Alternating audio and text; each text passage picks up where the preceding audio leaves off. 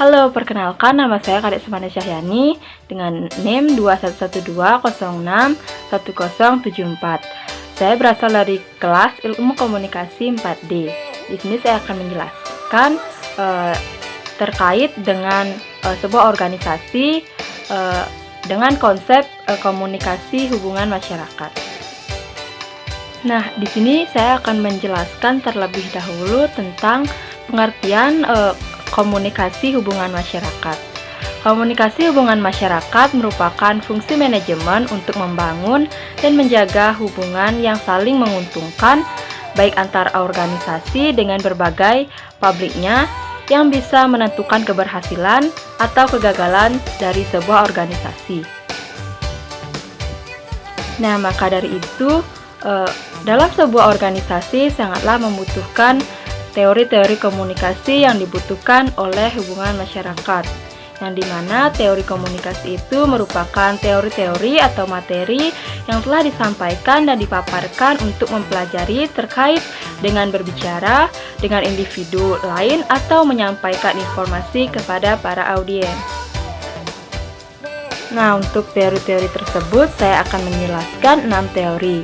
Yang pertama yaitu teori presentasi diri, yang kedua yaitu teori rencana, yang ketiga yaitu teori atur cakap, yang keempat yaitu teori negosiasi wajah, yang kelima yaitu teori demokrasi organisasi, dan yang keenam teori citra.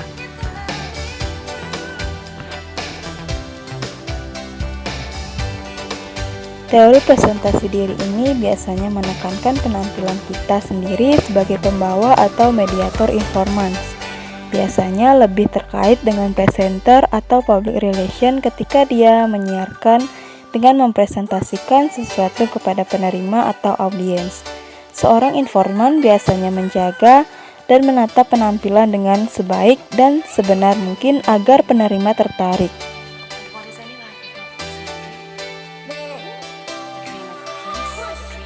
Teori rencana ini adalah sesuatu yang ada sebelum tindakan apapun yang mencerminkan masalah yang ada, empiris berorientasi ke masa depan.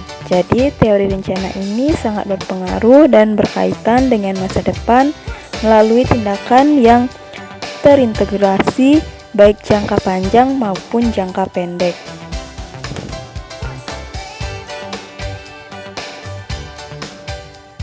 Teori atur cakap ini menjelaskan bahwa percakapan yang ada harus bersifat logis dan mudah dipahami.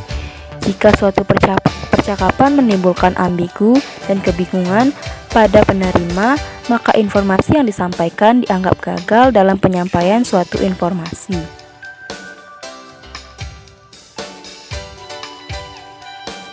Teori negosiasi wajah ini menekankan pada bahasa yang terjadi dan diciptakan oleh wajah kita sebagai informan.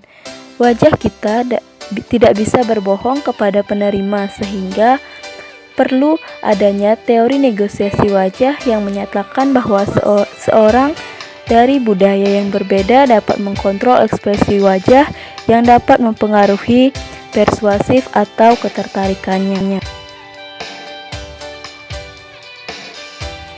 Teori demokrasi organisasi menjelaskan tentang kajian kinerja organisasi. Salah satunya adalah pembahasan tentang bagaimana sebuah organisasi melaksanakan tugasnya dan mewujudkan visi dan misi dari sebuah organisasi. Sebuah organisasi terbentuk ketika orang berkomunikasi satu sama lain untuk mencapai tujuan bersama.